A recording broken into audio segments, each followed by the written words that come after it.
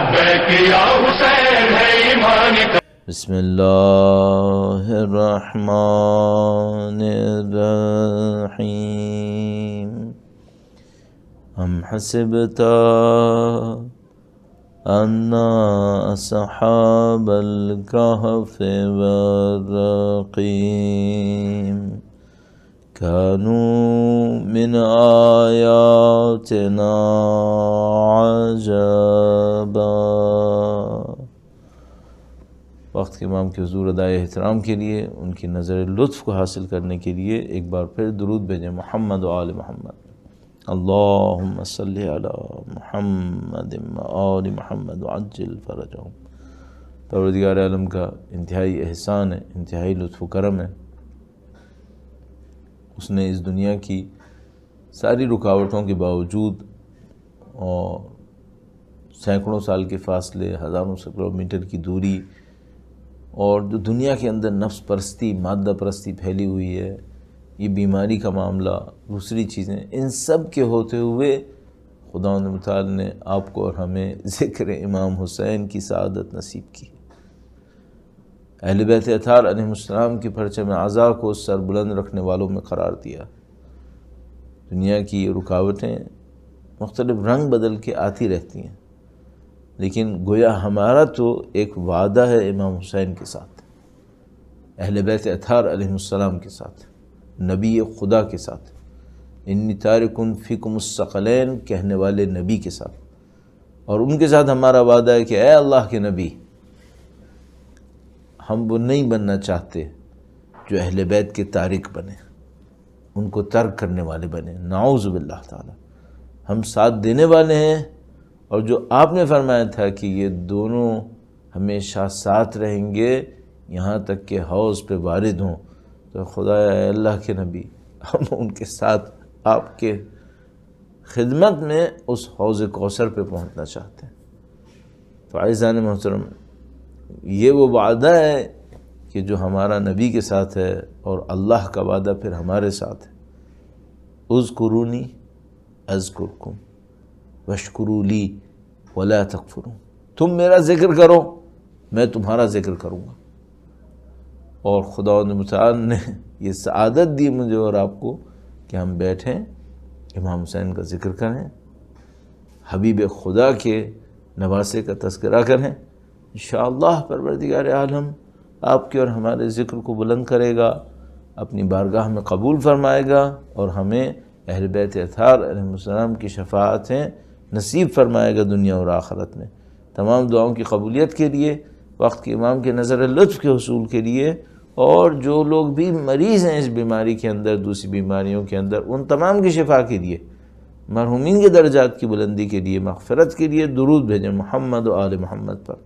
اللہم صلی علی محمد و آل محمد وعجل فرجہم. کل آپ کی خدمت میں چند اپنی دانش میں اہم نکات عرض کیے تھے، اور ان میں سے زیادہ تر نکات کا تعلق عزاداری کے حوالے سے تھا. اور آج میں چاہ رہا ہوں کہ ایک پوائنٹ اس کے اندر اور اضافہ کروں، اور انشاءاللہ پھر اپنے موضوع کی طرف جاؤں جو کل آپ کی خدمت میں عرض کیا تھا کہ ہمارے عشرہ مجالس کا موضوع ہے کیا. وہ جو پوائنٹ میں آپ کی خدمت میں عرض کرنا چاہ رہا ہوں عزاداری کے حوالے سے، وہ پوائنٹ یہ ہے کہ جو بھی دین کے نام پہ کام انجام پاتا ہے، اس سب کے اندر ایک اس کا ظاہر ہوتا ہے اور ایک اس کا باطن ہوتا ہے. دونوں کی اہمیت ہوتی ہے. آپ خود دیکھ سکتے ہیں کہ بھئی جب مثال کے طور پر آپ اور ہم امام بارگاہ میں ہوتے ہیں، یا حتیٰ اگر میں یہاں پر ہوں تو یہاں پہ میرا ایک ظاہر ہے کہ میں کس کرسی کے اوپر بیٹھا ہوں، یا پیچھے ہم نے کوئی اسکرین لگائی بھی ہے، ایک انوائرمنٹ بنانے کی کوشش کی ہے، لیکن یہ سب ظاہر ہے. اس کا ایک باطن بھی ہے.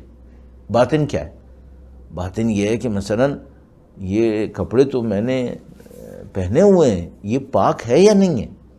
اب پاک ہونا تو آپ کو نظر نہیں آ رہا ہے، لیکن مجھے تو پتہ ہے کہ بھئی اگر یہ نجس ہوگا تو اس کی روحانیت کچھ اور ہوگی، پاک ہوگا تو کچھ اور ہوگی.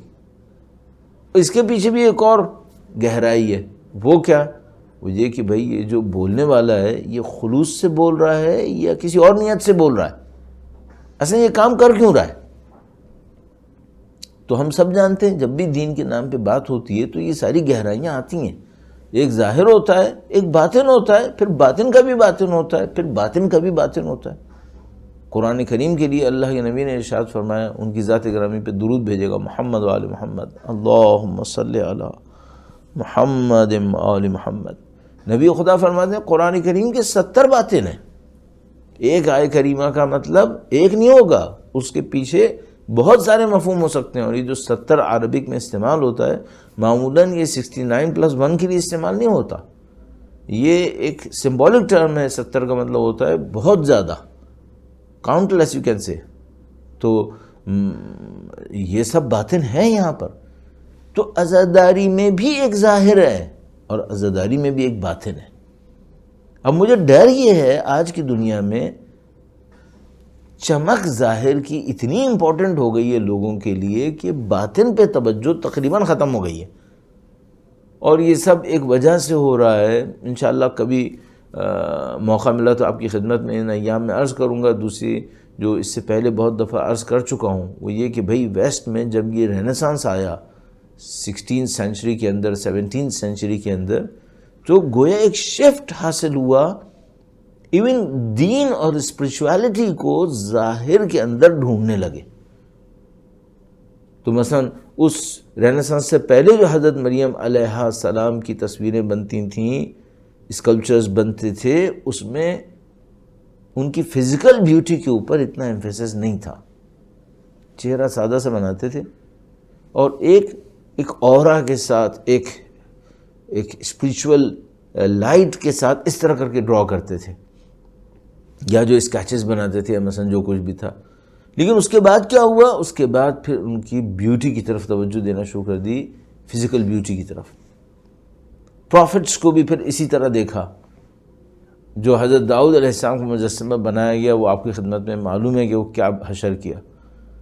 تو یہ ایک شفٹ تھا جو یورپ کے اندر ہوا تھا رینیسانس کے زمانے میں، کہ وہ پھر اسپریچویلٹی کی طرف توجہ نہیں دیتے تھے، باطن پہ توجہ نہیں دیتے تھے، ساری توجہ ظاہر کے اوپر آ گئی تھی. عزیزان محترم، شاید جو میں بات آپ سے کہنے والا ہوں وہ بعض اوقات انسان کہتا ہے بات بڑی بات ہے، ہمارے پاس اتنی کیپیسٹی شاید نہ ہو، لیکن بہرحال ہمیں یہ خطرہ لگ رہا ہے کہ کہیں ایسا نہ ہو کہ ہم عزاداری کے اندر اس غلطی کے مرتکب ہو جائیں.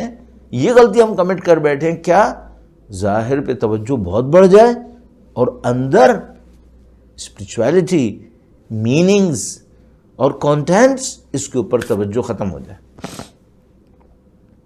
ڈیلیور کیسے ہونا ہے، کیا ڈیکوریٹ ہونا ہے، کتنا تبرک آنا ہے، ان پہ توجہات زیادہ ہو جائیں. اور یہ کہ بھئی ہماری اسپریچول گائیڈنس کا کیا ہوگا، ہماری انلائٹمنٹ کا کیا ہوگا، ہم ڈیولپ ہوئے یا نہیں ہوئے، نعوذ باللہ تعالی اس پہ توجہ کم ہو جائے. مجھے ڈر ہی ہے. تو مثال کے طور پر جو اردو بولنے والے لوگ ہیں ان کے اندر بہت بڑی پرابلم ایک زمانے میں رہی ہے، اب کم ہو گئی الحمدللہ رب العالمین. Too much of emphasis on eloquence. خطابت کے اوپر ضرورت سے زیادہ اصرار. کیسے ڈیلیور کیا مولانا نے، کیا بولا، کیا شعر پڑھے، کیا کیا، یہ کیا، وہ کیا، لوگوں نے کتنا اپریشیٹ کیا. کوئی برائی نہیں ہے اپریشیٹ کرنے میں. انسان مجلس پڑھ رہا ہو، اس کو ایک ایلوکوینس کے ساتھ پڑھے، ایک طریقے سے پڑھے، اس میں کوئی برائی نہیں ہے. لیکن پرابلم یہ ہے کہ اگر اس کی وجہ سے کوئی اور چیز سیکریفائس ہو رہی ہو اور وہ زیادہ امپورٹنٹ ہو، ہاں اب ایشو ہے، اب پرابلم ہے. کیوں؟ یہ اگر خدا نہ کرے ایسا ہو گیا اور اس کے مین کانٹینٹس مس ہونا شروع ہو گئے تو پھر اس کا امپیکٹ اچھا نہیں ہوگا. یہ پرابلم ہم سب کے سامنے آتی ہے. اور یہ جو ہمارے پاس روایات موجود ہیں جو غیبت کے آخری زمانے کو ایکسپلین کر رہی ہیں، اور اردو میں اگر کوئی پڑھنا چاہے تو میں بہت زیادہ ریفر کرتا ہوں، کتاب ہے جمال منتظر. عربی کتاب تھی منتخب الاثر، جس کا ٹرانسلیشن ہوا جمال منتظر، یا جمال منتظر بھی کہہ سکتے ہیں آپ ایک لحاظ سے. اس کے اندر یہ روایات بہت اچھے طریقے سے الیبوریٹ ہوئی ہوئی ہیں کہ بھائی قاری تو ہوں گے، قرآن بڑی اچھی آواز میں پڑھنے والے ہوں گے، لیکن مفہوم کسی کو نہیں پتہ ہوگا. تو اس سے ذرا ہوشیار رہنے کی ضرورت ہے. وہ یہ کہ ایسا نہ ہو کہ ہم لوگ عزاداری سید الشہداء کے اندر وہ جو ایک اندر کا خلوص ہوتا ہے، سنسیریٹی ہوتی ہے، ایک ڈیپتھ ہوتی ہے ایموشنز کے اندر سید الشہداء کے لیے، نعوذ باللہ اس سے ہم پیچھے نہ چلے جائیں. ختم نہیں ہوگا انشاءاللہ. یہ میں آپ کی خدمت میں عرض کرتا رہا ہوں، جب تک ہماری مجالس کے اندر چند لوگ بھی پرخلوص بیٹھے ہیں، انشاءاللہ پروردگار عالم حفظ فرمائے گا. اور شاید مصائب اگر نہ ہوتے اس پورے پیٹرن کے اندر تو مشکل بہت پہلے آ جاتی. مصائب نے بڑا کارنامہ کیا. یہ جو مصائب اہل بیت اطہار علیہ السلام ہیں یہ بہت امپورٹنٹ ہے. اور ایک انوائرمنٹ کا ہونا، اور میں معذرت کے ساتھ ایک جملہ عرض کرتا ہوں، آپ کے سامنے بھی عرض کر رہا ہوں، اور وہ یہ ہے کہ بھائی میرے ذہن میں مجھے یہ لگتا ہے وہ یہ کہ اگر ہمیں یہ کووڈ ٹائپ کی کوئی مشکل نہ ہو تو جتنے بھی سامعین اور پارٹیسپینٹس ہیں سب کو زمین پہ ہی بیٹھنا چاہیے. بھائی ایک مشکل ہوتی ہے، کوئی آدمی مریض ہوتا ہے، اس کے گھٹنوں میں طاقت نہیں ہے، اٹھ نہیں سکتا، بیٹھ نہیں سکتا، وہ کرسی پہ بیٹھے گا، کوئی پرابلم نہیں ہے. اللہ نماز میں الاؤ کرتا ہے، وہ کوئی پرابلم تھوڑی ہے. لیکن کوئی پرابلم نہ ہو، کووڈ کا بھی ایشو نہیں ہے، کارپیٹ کا بھی ایشو نہیں ہے، یہ بھی نہیں ہے، وہ نہیں ہے، تو کیا کرنا چاہیے؟ زمین پہ بیٹھنا چاہیے. کیوں؟ اس میں اپنا ایک عزا کا ماحول ہے، اس میں اپنا ایک کلچر ہے. بس آخری بات جو اس کو ایکسٹینڈ کرتے ہوئے آپ کی خدمت میں عرض کروں گا وہ یہ کہ عزیزان محترم، یہ جو عزاداری ہے اس کا اپنا ایک کلچر ہے. ایسا نہ ہو عزاداری رہے اور کلچر نکل جائے. نہیں، کلچر باقی رہنا چاہیے. اس کا اپنا ایک کلچر ہے، اس کی اپنی ایک ڈیپتھ ہے، اس کی اپنی ایک انڈرسٹینڈنگ ہے، اس کی اپنی ایک میننگ فل اس کا پیٹرن ہے، وہ باقی رہنا چاہیے. تو اس میں سیاہ لباس کا ہونا، اس میں غم کا ہونا، اور مثلا اہل بیت اطہار نے تاکیدیں بھی کی ہیں اس کے اوپر. مثلا فرمایا عاشور کے دن تم لوگ ملو تو ایسے ملو. تو وہ کیوں کیا؟ تاکہ اس کی کلچر کو پریزرو کریں، اس کی کلچر کا باقی رہنا ضروری ہے. تو عزاداری سید الشہداء کے حوالے سے چند نکات آپ کی خدمت میں کل بھی عرض کیے تھے اور آج بھی عرض کر دیے، ان کا ذرا خیال رکھنا چاہیے. پروردگار انشاءاللہ ہمیں سچے عزاداروں میں قرار فرمائے. درود بھیجیں محمد و آل محمد پر. اللہم صلی علی محمد و آل محمد. اب بلا تاخیر میں اپنے موضوع کی طرف آتا ہوں. کل میں نے آپ کی خدمت میں عرض کیا تھا کہ یہ جو موضوع ہمارے پاس ہے، موضوع کیا ہے؟ آزمائش اور آسائش سیرت اہل بیت اطہار علیہ السلام کی روشنی میں. بھائی زندگی میں آسانی ہونی چاہیے یا زندگی میں سختی ہونی چاہیے؟ بعض اوقات کوئی ہم سے سوال کرتا ہے، کہتے ہیں مولانا کیا دین میں ہمیشہ ہر چیز سخت رہتی ہے؟ دین میں ہمیشہ، اعتراض کرنے والے تو بڑے سخت جملے بھی استعمال کر لیتے ہیں. تو کہتے ہیں بھائی دین میں کیا ہمیشہ رونا ہوتا ہے؟ ہمیشہ کوئی پرابلم رہے گی ہمارے سر کے اوپر؟ کیا دین ہمیں خوش ہوتا نہیں دیکھنا چاہتا؟ کیوں نہیں دیکھنا چاہتا؟ دین خوشی دینا چاہتا ہے، دین سکون دینا چاہتا ہے، دین اطمینان دینا چاہتا ہے. تو پھر دین میں آزمائش کا تصور کیا ہے؟ سختی کا تصور کیوں ہے؟ اور اگر ہم آسانیوں کے پیچھے جاتے ہیں تو دین بعض اوقات ہمیں روکتا کیوں ہے؟ تو اس کو تھوڑا سا مجھے الیبوریٹ کرنا ہے آپ کے سامنے. اور وہ الیبوریٹ کس طریقے سے میں کر سکتا ہوں؟ میں اس طریقے سے کروں گا کہ تھوڑا سا ڈیپتھ میں جائیں. اب بعض اوقات ہمارے ساتھ ہوتا ہی ہے، ہمارے دوست احباب وہ ہم سے کہتے ہیں مولانا بہت زیادہ گہرائی میں نہیں جائے گا ورنہ لوگ پیچھے رہ جائیں گے اور آپ لوگ آگے چلے جاتے ہیں. نہیں، یہ بھی نہیں کرنا ہے مجھے. اچھا، دوسرا مسئلہ یہ ہے کہ اب ہم آن لائن ہیں، ہم ہیں بھی اب فزیکلی سامنے بھی نہیں کہ بھائی آئی کانٹیکٹ میں ہوں، لوگوں کو دیکھ رہے ہوں کیا سوچ رہا ہے، کیا کر رہا ہے. کبھی کبھی تو ہم مجالس کے اندر لوگوں کو کہہ بھی دیتے ہیں کہ بھائی آپ ادھر توجہ دیں، آپ آئے تھے مجلس سننے کے لیے، ایک دوسرے سے بات کیوں کر رہے ہیں، موبائل کیوں دیکھ رہے ہیں. ہم تو کہہ بھی دیتے ہیں، اس کی وجہ سے بدنامی بھی آتی ہے. اب تو وہ بھی نہیں کر سکتے، پتہ نہیں لوگ کہاں بیٹھے ہیں، کیا کر رہے ہیں. کل میں نے ریکویسٹ کی تھی کہ بھائی آپ مجلس کے ماحول کو بنا کر بیٹھیے گا، اور اس کی ایک وجہ یہی تھی. تو اب سوال ہمارا کیا ہے؟ ہمارا سوال یہ ہے کہ بھئی زندگی میں آسانیاں چاہتا ہے دین یا سختیاں چاہتا ہے؟ تو ہم نے کہا بھائی تھوڑا سا ڈیپتھ میں جاتے ہیں. آپ جتنا جانتے تھے اتنے پہ ہی مجلس سے باہر چلے گئے یا واپس چلے گئے تو پھر ہم نے کوئی کمال نہیں کیا. ہمیں کیا کرنا ہے؟ ہمیں یہ کرنا ہے کہ آپ کی انڈرسٹینڈنگ میں تھوڑا سا اضافہ کریں. آپ کا تھوڑا سا انٹلیکچوئل لیول امپروو ہونا چاہیے. تو تھوڑا سا ڈیپتھ میں جاتے ہیں. ڈیپتھ میں جا کے کیا سوال کرتے ہیں؟ یہ سوال کرتے ہیں کہ بھئی یہ جو خدا نے ہمیں دنیا میں بھیجا تھا وہ آسانیوں کے لیے بھیجا تھا یا سختیوں کے لیے بھیجا تھا؟ ایک بات پوچھ لیتے ہیں خدا سے کہ اے خدا ہے تو خالق ہے، تو جو خالق ہے یہ بتا تو نے ہمیں آسانی کے لیے بھیجا ہے یا تو نے ہمیں سختی کے لیے بھیجا؟ اگر سختی کے لیے بھیجا ہے تو ٹھیک ہے، ہم آسانیوں کی بات نہیں کریں گے، لیکن وہ تو دعاؤں میں کہتے ہیں اللہم یسر لی ما اخاف تعسیرا، اے خدایا میرے لیے آسان کر دے جس کی سختی سے میں ڈر رہا ہوں. تو بھئی آسانی آ گئی. اور کیا دین میں خوشی نہیں ہوتی؟ کیا دین کے اندر جشن نہیں ہوتا؟ کیا دین کے اندر محفلیں نہیں ہوتی؟ خوشیوں کی ہوتی ہیں، ساری چیزیں ہوتی ہیں. تو دین میں خوشی ہے یا دین میں سختی ہے؟ آسانی ہے یا سختی ہے؟ تو میں کہوں گا کہ نہیں، نہ آسانی ہے نہ سختی ہے، بلکہ دین میں اللہ کی بندگی ہے. وہ کبھی سختی میں ہوتی ہے، وہ کبھی آسانی میں ہوتی ہے. اللہ کی بندگی سب سے اہم ہے. اب یہاں پہ رک کر میں ایک پوائنٹ اور آپ کی خدمت میں عرض کروں گا، بہت کریٹیکل پوائنٹ ہے میری دانش میں، کم از کم جو مجھے سمجھ میں آتا ہے اس کی حساب سے. درود بھیجے گا محمد و آل محمد پر. اللہم صلی علی محمد و آل محمد. عزیزان محترم، جیسے جیسے ہم دنیا کے انٹریکشن کے اندر آگے بڑھ رہے ہیں، بھائی کمیونیکیشن کا دور تھا، ٹرانسپورٹیشن بہت زیادہ ہو گئی. ابھی تو یہ پھر کووڈ کی وجہ سے تھوڑی چیزیں تھوڑا سا رک گئی ٹرانسپورٹیشن وغیرہ کے اندر، لیکن بہرحال کمیونیکیشن تو اور زیادہ بڑھ گئی ہے. تو یہ جو کمیونیکیشن کا انٹریکشن کا دور ہے، اس میں ایک پرابلم آ رہی ہے ہمارے لیے. آ نہیں رہی ہے بلکہ کہہ رہے ہیں کہ یہ ہو سکتی ہے، پاسبل ہے. اور وہ کیا ہے؟ وہ یہ کہ دوسروں سے ملتے ملتے ایسا نہ ہو کہ ہم اپنے فنڈامنٹلز کھو بیٹھیں. یہ خطرہ ہوتا ہے؟ ہاں ہوتا ہے. کب ہوتا ہے؟ جب ہم اپنے فنڈامنٹلز میں اسٹرانگ نہیں ہوتے. یہ پرابلم آتی ہے.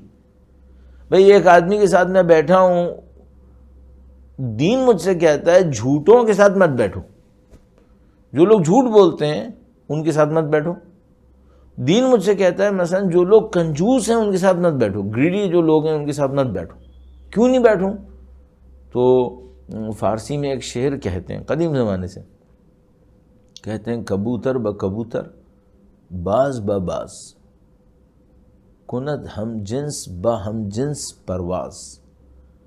کبوتر کبوتر کے ساتھ چلتا ہے، شاہین شاہین کے ساتھ چلتا ہے. ایک جیسے لوگ مل کر اڑان لیتے ہیں. اور کبھی ہمارے یہاں اردو میں کہتے ہیں بھائی یہ خربوزہ خربوزے کو دیکھ کے رنگ پکڑتا ہے.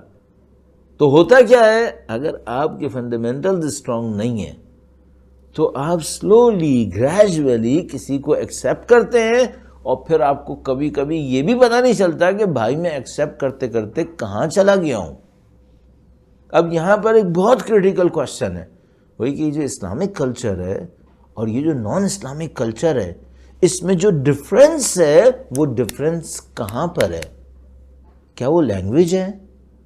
کیا وہ ڈریس ہے؟ وہ کیا چیز ہے؟ یہ بڑا عجیب سوال ہے. مثلا آپ کے سامنے انگلش بولنے والے ایسے لوگ ہو سکتے ہیں جو بہت دیندار ہوں. ہاں بالکل ہو سکتے ہیں. بھئی انگلش بول رہا ہے لیکن یہ ہے کہ بہت اچھا مومن ہے، پرہیزگار ہے، دیندار ہے، اللہ کا محبوب بندہ ہے. پاسبل ہے یا نہیں ہے؟ بالکل پاسبل ہے. چائنیز بولنے والا بالکل پاسبل ہے. تو لینگویج کوئی بیریئر ہے؟ نہیں، بالکل کوئی بیریئر نہیں ہے. عربی بولتا ہو اللہ سے دور ہو، چائنیز بولتا ہو اللہ سے نزدیک ہو، یہ تو کوئی بات ہی نہیں ہے، کوئی مسئلہ ہی نہیں ہے. اچھا تو فزیکل جغرافیہ میں کہیں رہتا ہو، یہ کوئی بیریئر ہے؟ سائبیریا میں رہنے والا اللہ سے دور ہوگا؟ کیسے بھائی؟ کیوں دور ہوگا؟ جو ممکن ہے کوئی مکہ کے اندر رہ رہا ہو، خانہ کعبہ کے برابر میں بیٹھا ہو، وہ اللہ سے بہت دور ہو. اور کوئی ویسے قرنی کی طرح ہو، کبھی نبی سے ملے ہی نہیں لیکن اللہ کے نبی کے کتنے نزدیک تھے. یہ سب پاسبل ہے. تو یہ جو اسلام اور غیر اسلام میں لائن ہے وہ لینگویج نہیں ہے، جغرافی نہیں ہے۔ ایک آدمی کوٹ اور پینٹ پہنا ہوا ہو اور ایک آدمی نے عربی لباس پہنا ہوا ہو، تو کیا اس لباس کی وجہ سے خدا سے نزدیک آتے ہیں؟ ہم سب کو معلوم ہے ایسا نہیں ہوتا۔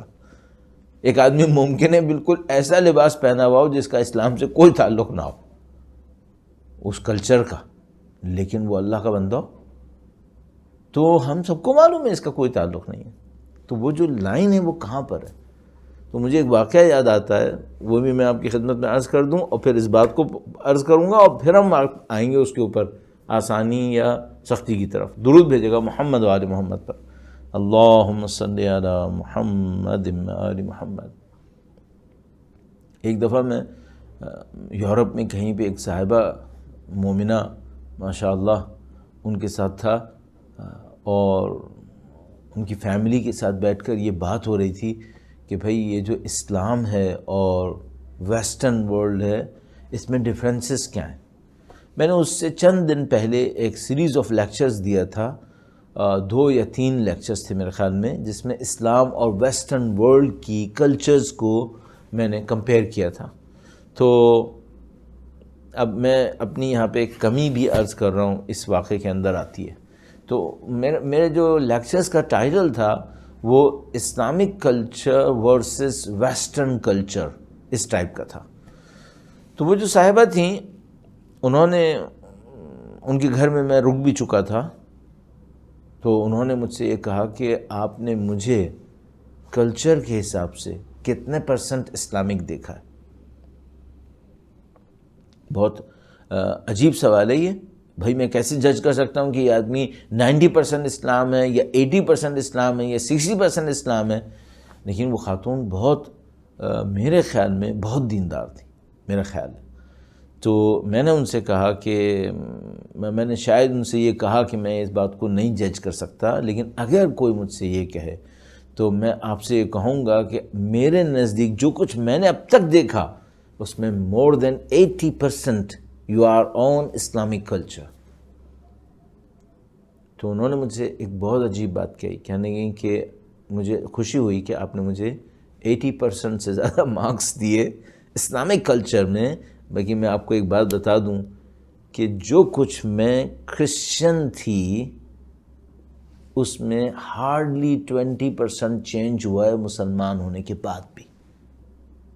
پہلے وہ ہالینڈ میں رہ رہی تھیں، ان کا میں ہالینڈ میں رہ رہی تھی، میں کرسچن تھی، اور اس میں اور اب مسلمان ہونے کے بعد ہارڈلی 20% چینج ہوا ہے، اور you graded me with more than 80%۔ اس کا مطلب ہے کہ میں جب کرسچن تھی تب بھی میرے اندر 60% وہ تھا جس کو آپ اسلام کہہ رہے ہیں۔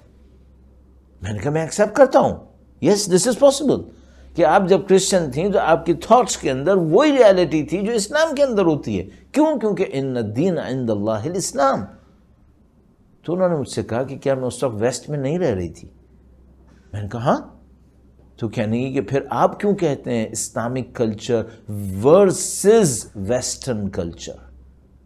اور یہ صحیح پوائنٹ تھا، یہ جو میں نے مقابلہ کیا تھا، انہوں نے مجھ سے کہا کہ دیکھیے آپ ویسٹرن کلچر مت کہیے، آپ کہیے میٹیریلزم، اس کی زیادہ سینس بنتی ہے۔ تو میں نے ان سے کہا کہ اصل میں جو کرنٹ جو دنیا ہے، جو اس کنٹمپریری ٹائمز ہے، اس کے اندر یہ جو میٹیریل کلچر ہے یہ اوریجنیٹ ہو رہی تھی ویسٹ سے، دیٹس وائی ہم اس کو کہنے لگتے ہیں ویسٹرن کلچر۔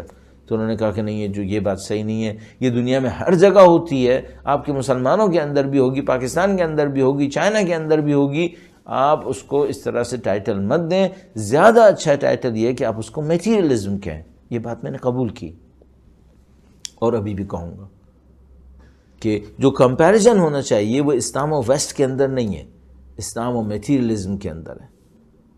اور اس سے بھی بڑھ کر ایک اور چیز میں جو میں بھی عرض کرنے کی کوشش کروں گا، اچھا اب وہ لائن ہے کہاں پر؟ اسلام ورسز میٹیریلزم، لائن کہاں پر ہے؟ لینگویج ہے، لباس ہے، اپیرنس ہے، کیا چیز ہے وہ؟ تو میں کہوں گا اس کے اندر، ہاں اس کے اندر ایک بہت امپورٹنٹ چیز ہے، اور وہ ہے مینٹیلٹی، پرسیپشن۔ نہ لینگویج ہے، نہ لباس ہے آپ کا پرسیپشن آف ریالٹی. کون سی ریالٹی؟ صرف یہ دنیا ہے یا اس کے بعد کچھ اور بھی ہے؟ That is the point. اور جو اس وقت خطرہ میرے سامنے ہے وہ یہ کہ بہت سارے مسلمان 5 وقت کے نمازی ہیں، قرآن پڑھ رہے ہیں، باتوں میں اللہ اللہ کر رہے ہیں، لیکن اہل دنیا ہیں، اہل آخرت نہیں ہیں. اور اہل بیت اطہار علیہ السلام نے بہت خوبصورت ایک جملہ فرمایا تھا، فَمَا كُونُوا أَبْنَاءَ الْآخِرَةِ، تم لوگ آخرت کے اہل بنو. آخرت کے ابنا کا مطلب ہوتا ہے بیٹے، آخرت کے بچے بنو، دنیا کے بچے مت بنو. ہر ایک کا ایک مقدر ہے، دنیا کے بچوں کا مقدر اچھا نہیں ہے. آخرت کے ماننے والے بنو، آخرت کے اہل بنو.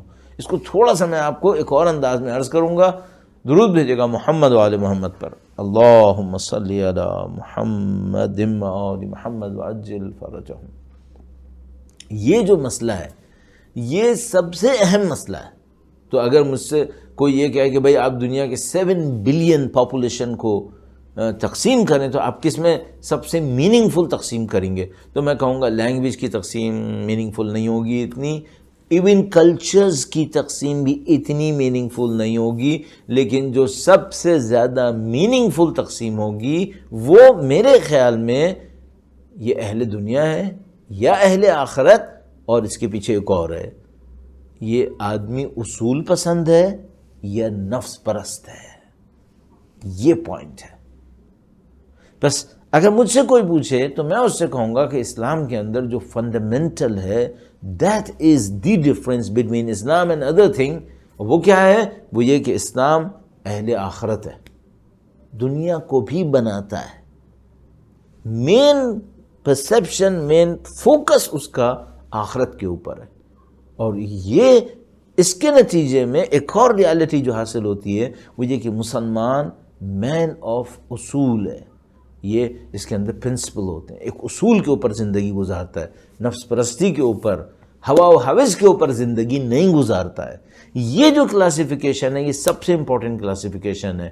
آپ اگر میں اور آپ دنیا میں کسی بھی کونے میں رہ رہے ہوں، کسی بھی کلچر کے اندر رہ رہے ہوں، اپنے آپ سے ایک سوال پوچھتے رہیے گا، ہم جو کچھ بن رہے ہیں ہم اہل دنیا بن رہے ہیں یا اہل آخرت بن رہے ہیں؟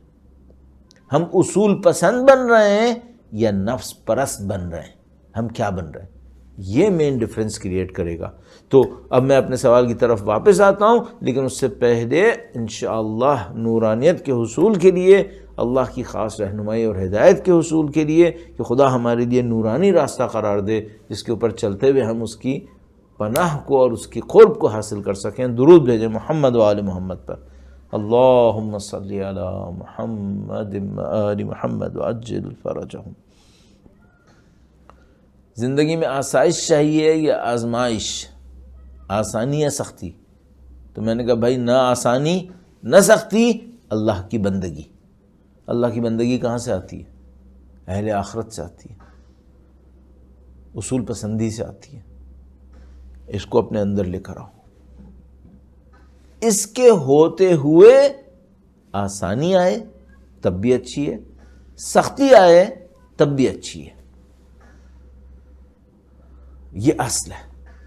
تو اب میں آپ کی خدمت میں 2-3 مثالیں عرض کرنے والا ہوں، بہت آسان مثالیں جو میں اور آپ بچپن سے سنتے آ رہے ہیں. مثلا ایک مثال وہ ہے جس میں انسان کے پاس آسانی تو ہے، بہت کچھ ہے، اللہ نہیں ہے.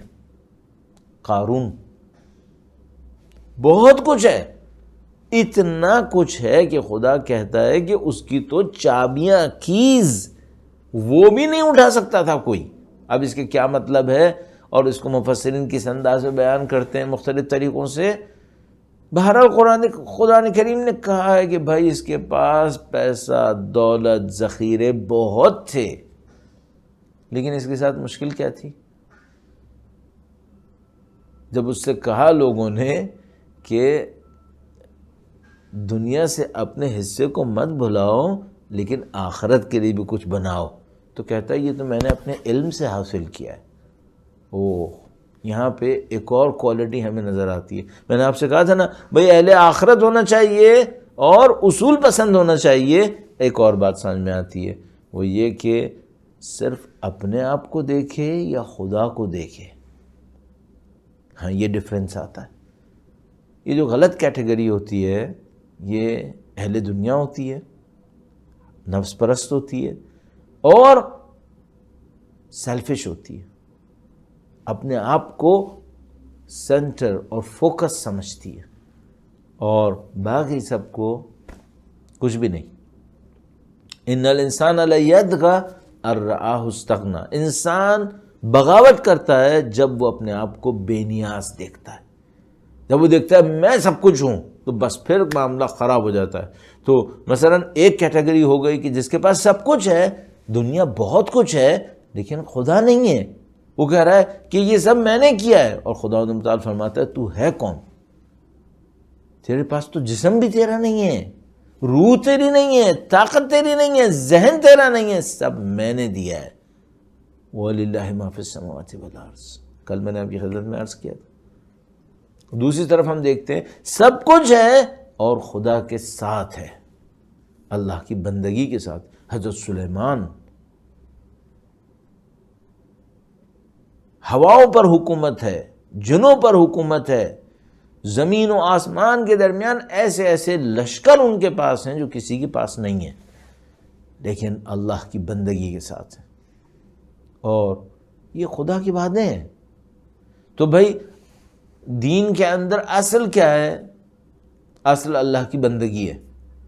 کبھی دنیا کے ساتھ ہوتی ہے، کبھی دنیا سے ہٹ کے ہوتی ہے. تو آپ کی اور میری زندگی میں آسانی ہے اصل ہے یا آزمائش اصل ہے؟ کیا اصل ہے؟ سختی اصل ہے یا آسانی اصل ہے؟ تو میں نے جواب دیا بندگی اصل ہے. کیوں؟ بھائی وہ جو آسانی میں ہوتا ہے نا وہ بھی امتحان سے گزر رہا ہے، اور وہ جو سختی میں ہے وہ بھی ایک امتحان سے گزر رہا ہے. دونوں کو کیا کرنا ہے؟ دونوں کو اللہ کی بندگی کرنی ہے. یہ کی پوائنٹ ہے. تو بس آسانی اصل نہیں ہے، سختی اصل نہیں ہے، اللہ کی بندگی اصل ہے. اور وہ جو آسانی میں ہے وہ بھی امتحان میں ہے، اور وہ جو سختی میں ہے وہ بھی امتحان میں ہے. دونوں ایک ٹیسٹ سے گزر رہے ہیں. یہ دنیا ٹیسٹ کے لیے بنی ہے. اب اس کو تھوڑا سا میں اور ایک انداز میں آپ کی خدمت میں عرض کرتا ہوں اور اس کو کوشش کرتا ہوں کہ انشاءاللہ کنیکٹ کر لوں سب کو اور آپ کی زحمت آج کے لیے تمام کروں. درود بھیجیں محمد و آل محمد پر. اللہم صلی علی محمد و آل محمد. اب بھائی ہمارے سامنے ایک کوشچن ہے، خدا نے سختیاں ڈالی کیوں ہیں؟ سب کو آسان رکھ دیتا تو کیا ہو جاتا؟ تو یہ جو ہم نے ابھی کہا کہ بھئی خدا آسانی دیتا ہے اس کے پیچھے بھی ایک امتحان ہے، سختی دیتا ہے اس کے پیچھے بھی ایک امتحان ہے. تو یہ کیوں کیا خدا نے؟ 7 ارب انسان روئے زمین کے اوپر ہیں، سب دعویٰ کر رہے ہیں ہم متقی ہیں. مثلا ثابت کیسے ہوگا کون صحیح ہے کون غلط ہے؟ امتحان ڈالو، آزمائش ڈالو. خدا کہہ رہا ہے بھائی یہ دنیا میں نے ٹیمپرلی بنائی ہے، یہ تمہارے رہنے کی جگہ نہیں ہے، یہ دار قرار نہیں ہے. دار قرار کہیں اور ہے، تو یہ تو دار فنا ہے. یہی امتحان ہو گیا. آپ کو یہاں پہ بھیجا ہے، کچھ دیر آپ یہاں پہ رہیں گے، یہاں پہ رہتے ہوئے اپنی جاب اسائنمنٹ کو آپ انجام دیں گے، اس کے بعد کہیں اور چلے جائیں گے. اب جب آپ یہاں پہ رہ رہے ہوں گے، کسی بھی حال میں رہ رہے ہوں گے، خدا اسی کو دیکھ رہا ہے آپ کر کیا رہے ہیں. اب چاہے آپ آسانی میں رہ رہے ہیں تب بھی خدا دیکھ رہا ہے، سختی میں رہ رہے ہیں تب بھی خدا دیکھ رہا ہے. تو جو مومن ہوتا ہے وہ کیا کرتا ہے؟ وہ بندگی کرتا ہے، وہ اللہ کا بندہ بنتا ہے. اب یہ بندگی کیسے ہوتی ہے اس کو میں آپ کی خدمت میں عرض کرنا چاہ رہا ہوں. بس اب تک میں نے کیا بنایا؟ ایک فاؤنڈیشن کریٹ کی ہے، اور وہ فاؤنڈیشن کیا ہے؟ وہ یہ کہ نہ آسانی اصل ہے نہ سختی اصل ہے. اصل کیا ہے؟ اصل یہ ہے کہ اللہ کے بندے بنو، آسانی میں بھی اور سختی میں بھی. یہ بندگی کیسے ہوتی ہے اس کو مجھے اب آپ کے سامنے عرض کرنا ہے، اور اس کو ایسے عرض کرنا ہے کہ آپ اپنی لائف کے اندر فیل کر سکیں. دیکھیے اب میں تھوڑا سا امپلیمنٹ کرنے کی کوشش کرتا ہوں. درود بھیجیے گا محمد و آل محمد پر. اللہم صلی علی محمد و آل محمد وعجل فرجہم. ممکن ہے کوئی یہاں پہ بیٹھا ہو جس کی زندگی آج سے مثلاً 3-4 مہینے پہلے تک 100% صحیح چل رہی تھی، کوئی پریشانی نہیں تھی، کوئی غم نہیں تھا، سب کچھ صحیح چل رہا تھا. البتہ مشکل ہے کہ ایسا کوئی ہو، لیکن میں ایزیوم کر لیتا ہوں شاید کوئی ہو. لاسٹ 2-3 منتھس کے اندر زندگی اوپر سے لے کے نیچے تک ساری تبدیل ہو گئی. 3 مہینے پہلے سے کوئی غم نہیں تھا، اب ساری دنیا کے غم آ گئے. 3 مہینے پہلے تک سب صحیح تھا، اب سب خراب ہو گیا. تو وہ مجھ سے آ کر پوچھے اور کہے کہ مولانا یہ خدا نے میرے ساتھ یہ کیا کیا ہے؟ یا مثلاً وہ آ کر مجھ سے پوچھے کہ مولانا جب میں آسانی میں تھا تو میں خدا سے بہت نزدیک تھا، اور اب جب میں سختی میں آ گیا تو پتہ نہیں کیا میں خدا سے دور ہو گیا.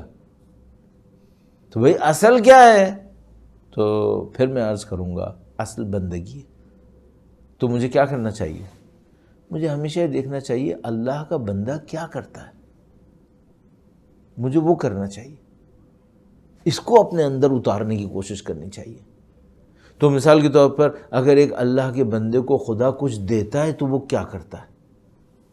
اگر اللہ کے بندے سے خدا کچھ لیتا ہے تو وہ کیا کرتا ہے؟ ایک بڑا خوبصورت واقعہ، نفیس واقعہ میرے ذہن میں آ رہا ہے، بہت دفعہ دہرا چکا ہوں مختلف جگہوں کے اوپر. تو میرے جو ریگولر سننے والے ہیں وہ شاید مجھ سے ناراض بھی ہوتے ہوں گے کہ بھائی آپ یہ کیا کرتے ہیں، ایک ہی چیز بار بار دہرا رہے ہیں. لیکن میں ان کی خدمت میں یہ عرض کروں گا کہ 2 وجہیں. ایک تو یہ کہ میرا علم بہت زیادہ نہیں ہے، میں کچھ چیزیں یقیناً دہراؤں گا. دوسری بات یہ ہے کہ بھیا اہل بیت کے واقعات میں ان کے اقوال کے اندر اتنا اٹریکشن ہے. ایک دفعہ نہیں، کوئی میرے سامنے بعض اوقات 15 20 دفعہ بھی روایت پڑھتا ہے، مجھے اس روایت میں میننگ نظر آتے ہیں. الحمدللہ رب العالمین اب مجھے طالب علم بنے ہوئے 36 ایئرز ہو رہے ہیں. 36 ایئرز کے اندر بہت ساری روایتیں کئی دفعہ سنتا ہوں، ہر دفعہ سنتا ہوں دیکھتا ہوں ایک نئی مفہوم ہے اس کے اندر، ایک نئی بات ہے اس کے اندر. تو شاید میرے بیان میں اتنی طاقت نہ ہو، لیکن بہرحال مجھے اچھا لگتا ہے اور اس سے مجھے کچھ سیکھنے کو ملتا ہے، لہذا میں آپ کی خدمت میں عرض کروں گا درود بھیجے گا محمد و آل محمد پر. اللہم صلی علی محمد و آل محمد. خلاصہ کلام بالکل عرض کروں گا اور ٹائم بھی ختم ہو رہا ہے، اور وہ یہ کہ ایک آدمی آیا امام کے پاس، اس نے امام سے پوچھا، کچھ باتیں کی. امام نے اس سے کہا کہ انسان کے اندر بزرگواری، بڑائی، برتری کسے کہتے ہیں؟ اچھی چیز انسان کے اندر کمال کی بات ہو. اس نے ایک جملہ کہا، اس نے کہا کہ مولا، پتہ نہیں مولا کہا یا نہیں کہا، میرے ذہن میں روایت نہیں آ رہی ابھی ڈیٹیلز کے ساتھ. تو اس نے جواب میں یہ کہا کہ اگر خدا اس کو دے تو شکر کرے اور خدا نہ دے تو صبر کرے. یہ انسان کے اندر کمال ہے. آسانی میں کیا کرے؟ آسانی میں شکر کرے. اے خدا تیرا شکر تو نے مجھے دیا. سختی میں ہو تو کیا کرے؟ سختی میں صبر کرے، اور خدا سے کہے خدا میں صبر کروں گا، میں شکوہ نہیں کروں گا. اس نے کہا کہ انسان کو یہ کرنا چاہیے. امام نے اس سے کہا کہ فلانی، اس کا نام تھا شقیق بلخی، کہا فلانی یہ جو تم نے کہا کہ انسان کے اندر کمال یہ ہے، یہ تو مدینے کے کتے بھی ایسے ہی ہیں، وہ بھی یہی کرتے ہیں. کیا مطلب؟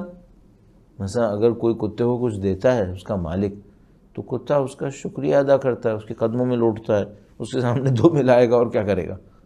اچھا مالک اگر نہیں دیتا کتے کو تو کتا کیا کرتا؟ کچھ بھی نہیں، خاموش ہو کے بیٹھ جاتا. کیا اپنے مالک کو کاٹتا ہے؟ پھر وہ نہیں کرتا. تو کہا تم کہہ رہے تھے کہ انسان کے اندر کمال یہ ہے، آسانی کا دور ہو تو شکر کرے، مشکل کا دور ہو تو صبر کرے. یہ تو کتے بھی ایسے ہی کرتے ہیں. تو امام فرما رہے ہیں کہ یہ تو جانوروں کی جبلت کے اندر ہے، اس میں کون سی کمال کی بات ہے؟ تو وہ سٹ پٹا گیا. اس کو پہلے ہی نہیں بولنا چاہیے تھا جب امام نے کہا تھا. تو میں ایسی عرض کر رہا ہوں، ادب یہ ہے کہ جیسے امام کبھی یہ کہیں کہ یہ کیسے ہے تو فوراً کہے کہ اللہ اور اس کا رسول اور اس کے ولی جانتے ہیں کہ کیسے ہے، ہمیں کہاں پتہ. ہاں کبھی وہ امتحان لیں اور کہیں تم بتاؤ، تو پھر تمہیں بتاؤں گا ظاہر ہے ان کے حکم کے اوپر، ورنہ مجھے زبان نہیں کھولنی چاہیے ان کے سامنے، ادب ہوتا ہے بہرحال ایک۔ تو اس نے زبان کھول کے صحیح نہیں کیا، اس کے اندر ایک اکڑ تھی ایکچولی جو امام چاہتے تھے کہ پوائنٹ آؤٹ ہو جائے اس کے لیے۔ تو پھر اس کے بعد اس کو احساس ہوا مثلا، اس نے کہا کہ آپ فرمائیں۔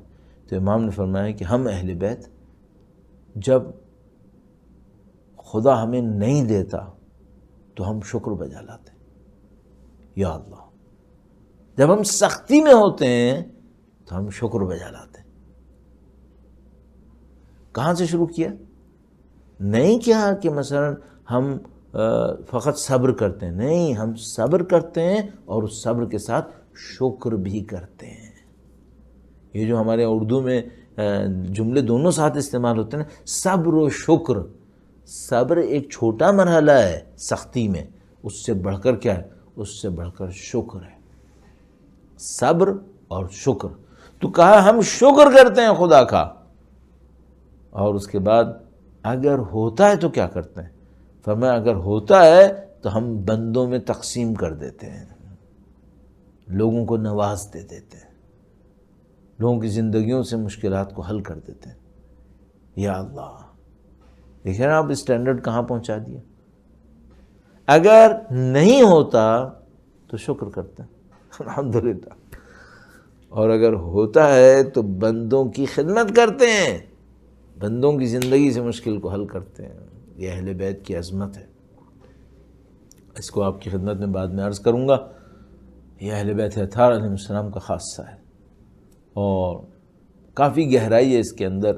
انشاءاللہ میرے اندر تو طاقت نہیں ہے، لیکن میں کوشش کروں گا انشاءاللہ جو آپ کی خدمت میں عرض کر سکوں کہ اس کو کیسے ہمیں ڈیل کرنا چاہیے، اور اسی کے اندر انشاءاللہ گفتگو کریں گے کہ اگر بہت سختی انسان کے اوپر آ جاتی ہے، کسی کی موت ہو جاتی ہے اور بہت ساری چیزیں، تو انسان کے لیے بیہیویئر کیا ہونا چاہیے، دعاؤں کا سہارا کیسے لینا چاہیے، یہ ساری باتیں انشاءاللہ اگلے دنوں میں عرض کروں گا آپ کی خدمت میں۔ کوشش کروں گا انشاءاللہ تعالی، پروردگار عالم لطف فرمائے گا، اور سب کچھ سیکھنا ہے اہل بیت اطہار سے ہے، قرآن کریم سے ہے۔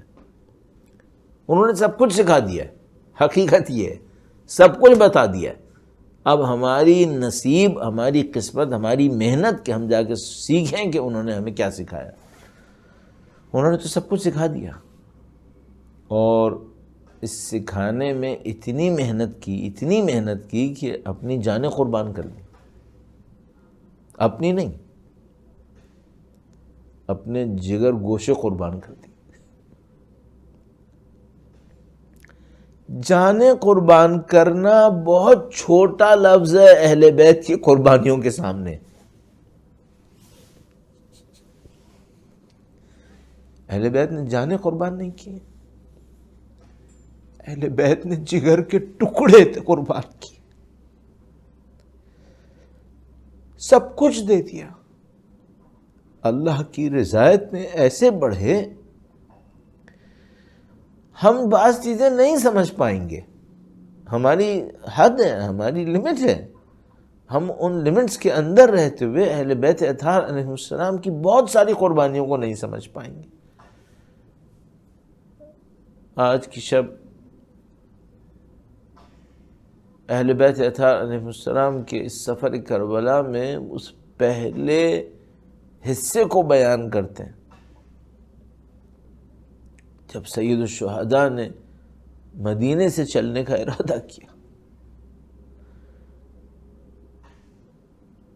جب میں اپنے بزرگوں سے پوچھتا تھا، مثال کے طور پر کبھی پوچھتا تھا پاکستان بنا تھا تو کیا ہوا تھا، میں کینیڈا میں آپ لوگوں کی خدمت میں عرض کر رہا ہوں، شاید عجیب سی بات ہو، تو ان میں سے کچھ لوگ مجھے ایک جملہ سناتے تھے، مجھے جملہ سمجھ میں نہیں آتا تھا، اپنی مشکلات میں سے ایک مشکل، وہ جو پاکستان آئے تھے ان میں سے کافی لوگ انڈیا کے حصے میں رہ رہے تھے جو بعد میں انڈیا ڈکلیئر ہوا، تو وہاں وہ لوگ اپنے انسسٹرز کے زمانے سے رہ رہے تھے، پھر جب پاکستان بنا تو وہاں سے نکل کر وہ اس پارٹ میں آ گئے جو پاکستان کہلاتا ہے۔ تو وہ مجھ سے ایک جملہ کہتے تھے اور مجھے سمجھ میں نہیں آتا تھا، وہ کہتے تھے ہم جب پاکستان آئے تو ہم نے بڑی قربانیاں دی ہیں۔ یہ کیا قربانیاں دی ہیں؟ پہلی چیز جو معمولاً کہتے تھے ہم لوگ اپنی قبریں چھوڑ کر آ گئے۔ یہ مجھے سمجھ میں نہیں آتا تھا کہ اس جملے کا مطلب کیا ہوتا ہے،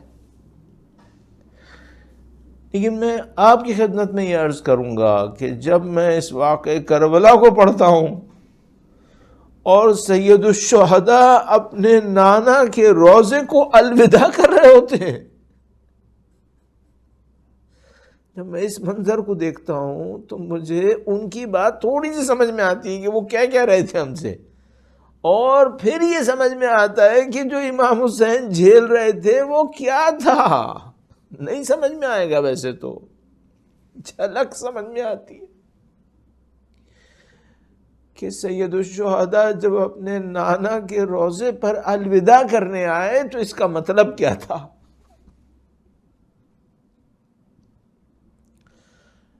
راوی کہتے ہیں کہ جب سید الشہداء نانا کے روضے پہ الوداع کرنے آئے تو لوگوں کا جم غفیر لگ گیا، اور جب امام حسین الوداع کر کے گئے تو لوگ رونے لگے۔ عزیزو، بڑی روایات ہیں اس معاملے کے اوپر، میں صرف 2-3 روایات آپ کی خدمت میں مختصراً عرض کروں گا۔ سید الشہداء نانا کے روضے پر آئے اور ایک موقع کے اوپر کچھ دیر کے لیے وہیں ایک مکاشفے میں جیسے گئے، ایک کنیکشن ڈیولپ کیا۔ ہر وقت کنیکشن میں ہوتے ہیں، لیکن ایک دفعہ خاص حالت ہوتی ہے، اور اس خاص حالت کے اندر جیسے نبی کے اوپر وحی اترتی تھی، اس ٹائپ کی کوئی حالت ہوتی ہے اہل بیت اطہار علیہ السلام کے اندر۔ البتہ ظاہر ہے کہ وہ وحی نہیں ہوتی، لیکن ایک اسپیشل کنیکشن ہوتا ہے، اور اللہ کے رسول کو دیکھا۔ سید الشہداء نے بڑا عجیب جملہ کہا، نانا کیا میں آپ کے ساتھ قبر میں چلا جاؤں؟ میں جب یہ جملہ پڑھتا ہوں تو مجھے لگتا ہے جیسے سید الشہداء دوبارہ اپنے بچپن میں آ گئے ہوں، اور گویا رسول اللہ کے سامنے وہی نواسا ہے۔ اللہ کے نبی نے امام حسین سے کہا کہ امام حسین، تم نے ایک وعدے کو پورا کرنا ہے۔ امام حسین تیار ہو گئے۔ یہ وعدہ بڑا عجیب وعدہ تھا، اور اس کی شہادت اور گواہی ہمیں اس زیارت میں ملتی ہے جو امام حسین کی ولادت کے موقع کے اوپر روایت ہے، زیارت ہے جس کے اندر لکھا ہے کہ یہ وہ ہیں جس میں بچے کے گریے سے پہلے دوسروں نے اس کی شہادت پہ گریہ کر لیا تھا۔ یہ وعدہ الہیہ تھا۔ اور عزیزو، بس 2 روایات، اور ایک وہ روایت جب سید الشہداء اپنی ماں کے روضے پر آئے الوداع کرنے کے لیے۔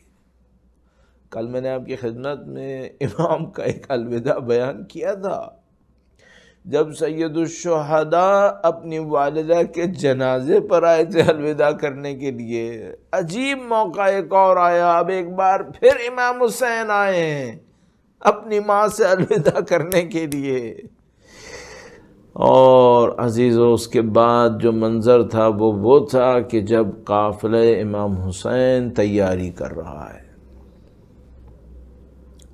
بنی ہاشم شجاعت کے لیے مشہور تھے، بنی ہاشم غیرت کے لیے بھی مشہور تھے، بنی ہاشم حیا کے لیے بھی مشہور تھے، بنی ہاشم عفت کے لیے بھی مشہور تھے۔ سید الشہداء کی سواریاں جب چلنے لگیں تو سید الشہداء کے ساتھ مخدرات عصمت و طہارت تھیں، بی بی زینب سلام اللہ علیہا، بی بی ام کلثوم، دوسری ازواج مطہرات، وہ سب ساتھ تھیں، بچے بھی ساتھ تھے۔ جب یہ قافلہ چلنے لگا تو اس نے اونٹوں کی امہاریوں پہ بیٹھنا تھا، اور اس موقع کے اوپر ایک موقع آیا جب لوگوں کے سامنے اعلان کیا گیا کہ اے لوگوں، نظروں کو جھکاؤ، اور گویا بنی ہاشم کے جوان کھڑے ہو گئے اور بی بی زینب سلام اللہ علیہا تشریف لائیں۔ عزیزو، آپ نے سن لیا، اب بس اس دن کو یاد کرنا جب 11 محرم کا دن تھا، اور یہی بی بی زینب انہی جوانوں کے لاشوں کے سامنے سے گزرتی ہوئی اماری پر سفر کر رہی تھی، اور جب مقتل کے سامنے پہنچی تو اپنے آپ کو اماری سے گرایا اور زمین پر تشریف لائی، اور امام حسین کی لاش اقدس کی طرف بڑھی۔ السلام علیک یا ابا عبداللہ الا لعنت اللہ علی القوم الظالمین وسیعلم الذین ظلموا ای منقلب ینقلبون۔ پروردگارہ تجھے واسطہ نبی اولاد نبی کا اس قلیل کو اپنی بارگاہ میں قبول فرما۔ خداوندہ تجھے واسطہ نبی اولاد نبی کا ان کی نورانیت سے ہمارے دلوں کو منور فرما۔ اے پاک پروردگار، دنیا اور آخرت میں تیرے محتاج ہیں خدایا۔ تجھے اہل بیت اطہار علیہ السلام کی عظمت کا واسطہ ہمیں اس دنیا کے اندر اور ہمارے مرحومین کو اس دنیا کے اندر ترقی، تکامل، نورانیت نصیب فرما۔ پرچم اعزاز سر بلند رکھنے والوں میں قرار فرما۔ آخرت کے تمام مراحل میں سید الشہداء کی شفاعت نصیب فرما۔ وقت کے امام کی ظہور مبارک میں تعجیل فرما، ان کی نصرت اور ان کی نصرت کی راہ میں شہادت نصیب فرما۔ ربنا تقبل منا انک انت السمیع العلیم وتب علینا انک انت التواب الرحیم بجاہ محمد وعترتہ الطاہرین۔ اللہم صلی علی محمد وآل محمد وعجل فرجہم۔